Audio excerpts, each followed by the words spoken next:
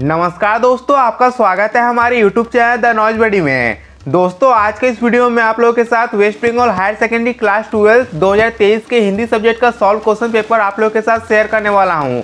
यदि आप लोग West Bengal higher secondary class 12 2023 के स्टूडेंट हैं तो आप इस वीडियो को शुरू से लेकर लास्ट तक देखते रहिए ताकि आप लोगों को हिंदी सब्जेक्ट के सॉल्व क्वेश्चन पेपर के बारे में पता चल सके। तो आइए बिल्कुल भी देर ना करते हुए आज के इस वीडियो को शुरू करते हैं।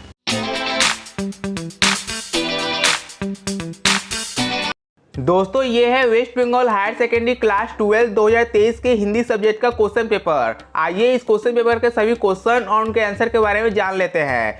यहाँ देखिए बोला गया है बहुविकल्पीय प्रश्न। आइए सबसे पहले स्टार्ट करते हैं क्वेश्चन नंबर 1 से। बोला गया है क्वेश्चन नंबर 1, वह वसी है वह वैरागी है। इसका सही उत्तर होगा option A. Question number 2, Muktibodh ने अपनी बदतर जिंदगी की तुलना किसके साथ की है? इसका राइट आंसर होगा ऑप्शन सी।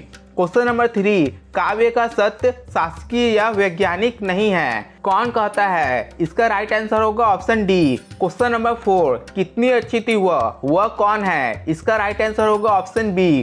क्वेश्चन नंबर 5, मंचला कहकर किसको संबोधित किया गया है? इसका राइट आंसर होगा ऑप्शन सी। क्वेश्चन नंबर 6, सुंदरदेई के पति क्या है? इसका राइट आंसर होगा ऑप्शन डी। क्वेश्चन नंबर 7, ठगनी कहकर किसे संबोधित किया गया है? इसका राइट आंसर होगा ऑप्शन बी। क्वेश्चन नंबर 8, साये में धूप किसकी रचना है? इसका राइट आंसर होगा ऑप्शन डी। क्वेश्चन नंबर 9, हो गई है पीर पर्वत सी में कवि क्या चाहता है? इसका राइट आंसर होगा ऑप्शन बी। क्वेश्चन नंबर 10, कामरूपी अग्नि किससे बुझेगी? इसका राइट आंसर होगा ऑप्शन बी। क्वेश्चन नंबर 11, उसे करघे पर जगाए रहो किस कविता का अंश है? इसका राइट आंसर होगा ऑप्शन सी। क्वेश्चन नंबर 12, छाया सी अंबर पथ से चली पंक्ति किसके लिए प्रयुक्त हुई है? इसका राइट आंसर होगा ऑप्शन सी। उसके बाद बोला गया है यहाँ देखिए हिंदी साहित्य का इतिहास। अभी जो क्वेश्चन आ रहे हैं वो है हिंदी साहित्य के इतिहास का। तो यहाँ देखिए क्वेश्चन नंबर 13 में बोला गया है आधुनिक काल का नामकरण आचार्य शुल्क ने क्या किया था? इसका राइट आंसर होगा ऑप्शन बी। क्वेश्चन नंबर 14, बोला गया है आधुनिक हिंदी साहित्य के जनक कौन है? इसका राइट आंसर होगा ऑप्शन डी। क्वेश्चन नंबर 15, बोला गया है हिंदी गद्य को शुद्ध और परिमार्जित करने का बीड़ा किसने उठाया? इसका राइट आंसर होगा ऑप्शन बी।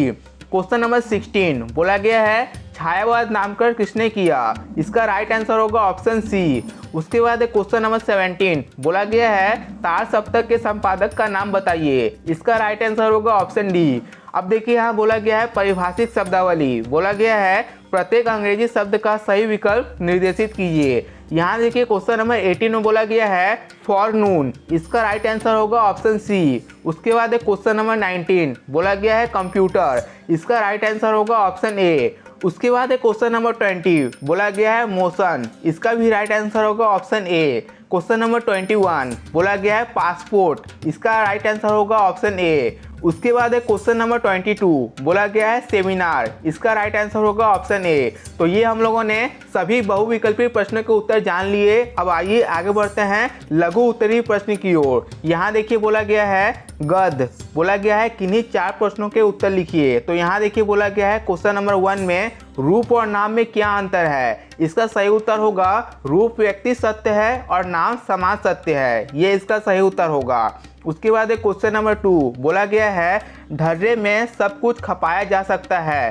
कौन किसको कहता है? इसका सही उत्तर होगा यशराज लेखक से कहता है। उसके बाद क्वेश्चन नंबर 3, बोला गया है वीर ने किसे मुंह लग्गा कहा? इसका सही उत्तर होगा नौकर को। उसके बाद क्वेश्चन नंबर 4, बोला गया है खुदा नेकी बनाए रखे और बद की बद्दी माफ करे। यह पंक्ति किसको संबोधित है? इसका सही उत्तर होगा रखा पहलवान को।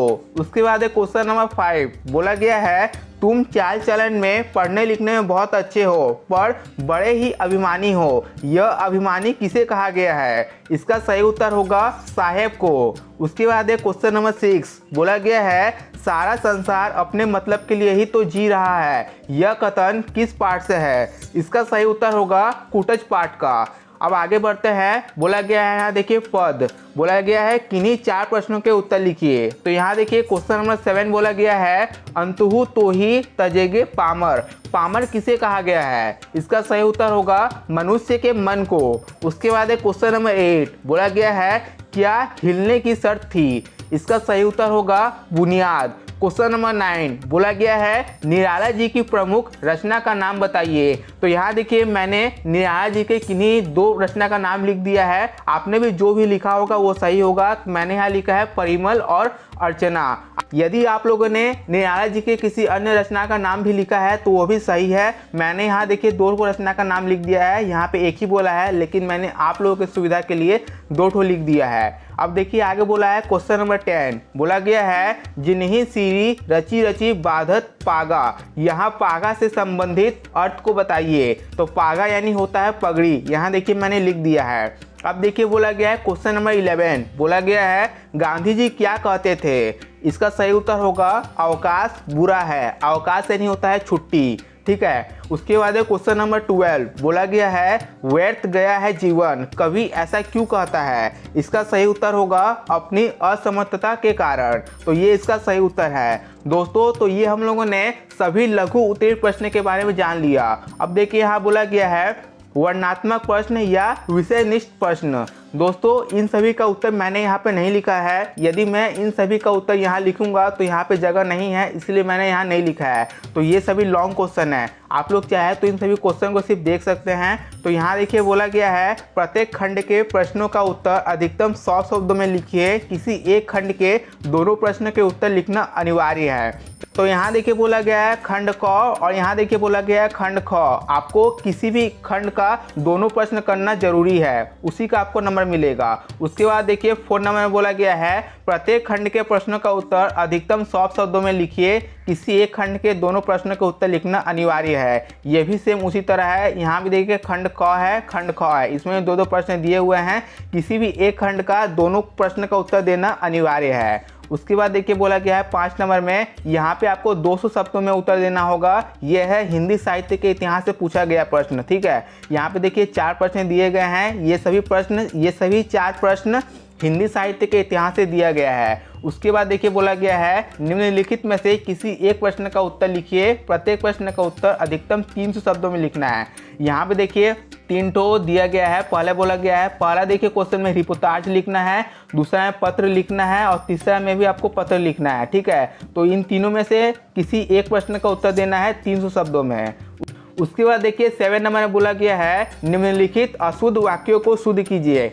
यहाँ देखिए शुद्ध और अशुद्ध वाक्य आया है। ये सभी देखिए दोस्तों व्याकरण से जुड़ा हुआ है। ये सभी व्याकरण के प्रश्न हैं। आप लोग यहाँ पे देख सकते हैं ये सभी व्याकरण के ही प्रश्न हैं। और देखिए यहाँ पे लास्ट में मुहावरा दिया गया है। इन्हीं 2 मुहावरों का अर्थ लिखिए। यहाँ पे देखिए 3 मुहावरा दिया गया है। इन तीनों में से किसी 2 का आपको उत्तर देना था। तो यही सभी प्रश्न West Bengal higher secondary class 12 2023 के हिंदी सब्जेक्ट के क्वेश्चन पेपर में आया था।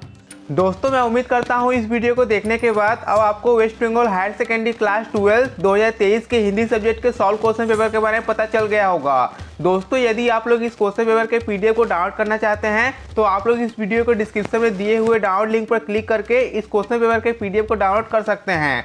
मैंने इस वीडियो के डिस्क्रिप्शन में इस क्वेश्चन पेपर के पीडीएफ का डाउनलोड लिंक दे दिया है। दोस्तों यदि आपके मन में इस वीडियो से रिलेटेड कोई भी क्वेश्चन हो तो आप अपना क्वेश्चन कमेंट बॉक्स में कमेंट करके पूछ सकते हैं, या आप मुझे मेरे फेसबुक या इंस्टाग्राम पेज पर फॉलो करके वहां मैसेज कर सकते हैं। मैं आपके क्वेश्चन का रिप्लाई देने की पूरी कोशिश करूंगा। इस वीडियो को आप अपने दोस्तों और टीचर्स के साथ फेसबुक, व्हाट्सएप और टेलीग्राम पर शेयर करिए ताकि आपके दोस्तों और टीचर्स को भी इस वीडियो के बारे में पता चल सके। दोस्तों इस वीडियो के लास्ट में मैं आपसे एक ही बात करना चाहूँगा, यदि आपको इस वीडियो से थोड़ी सी भी हेल्प मिली है तो आप इस वीडियो को लाइक करिए और मेरे यूट्यूब चैनल द नॉलेज बटी को सब्सक्राइब करके पास वाले बेल आइकन को प्रेस करिए ताकि मेरे आने वाले सभी नई वीडियो की नोटिफिकेशन आपके पास सबसे पहले पहुंच सके। मिलते हैं मैं चाहे कि एक और नई वीडियो के साथ, तब तक के लिए थैंक यू फ्रेंड्स।